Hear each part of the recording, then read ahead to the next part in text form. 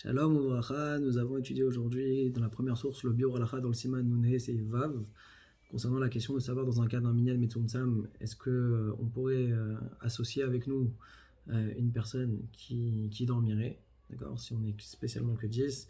Alors, l'Echatrila, le Biur Halacha, il tient la Khumra du Birkei Yosef, à savoir que il va falloir le réveiller, d'accord, à cette personne qui dort, pour pouvoir faire la Chazara.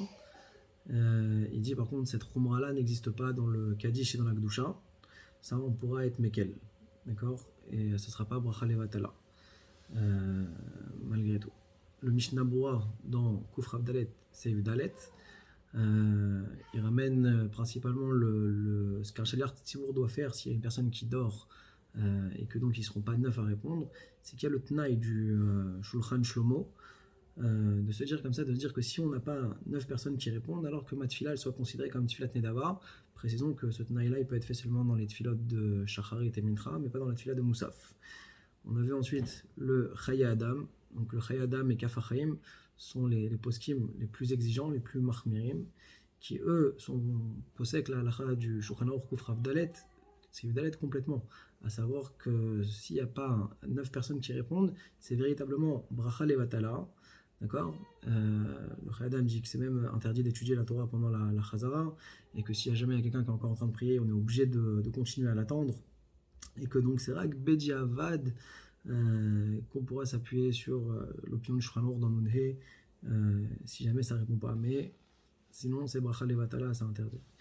Donc pareil, le Kafachaim lui aussi, il est dans cette même dynamique du Chaye Adam.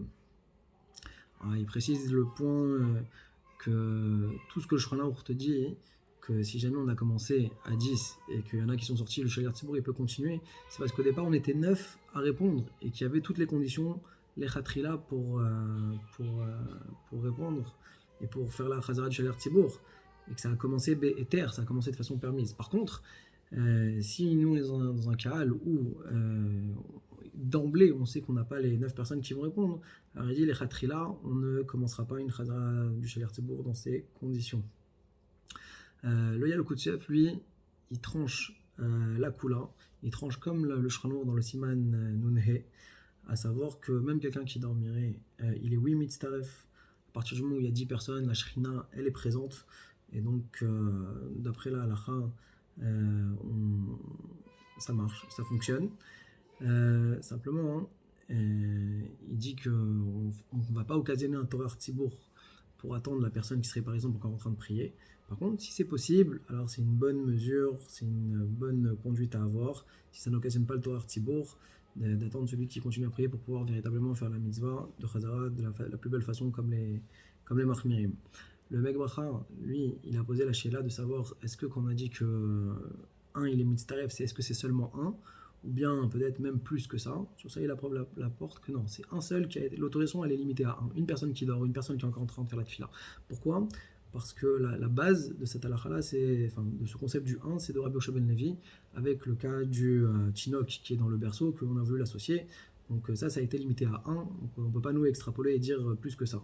Le Mishnah Bura, lui, a compris que le Shulchan Aruch a été posé comme le Baal HaMaor, que lui, le Baal HaMaor, c'est le plus méquil qu'il puisse avoir, que même 4 il accepterait de dire que on pourrait, même s'il y en a 4 qui sont encore en train de prier, ça c'est pas grave, on peut s'appuyer sur le rov du Tzibour. Ça c'est le djinn d'après le Mishnah Bura Chazak.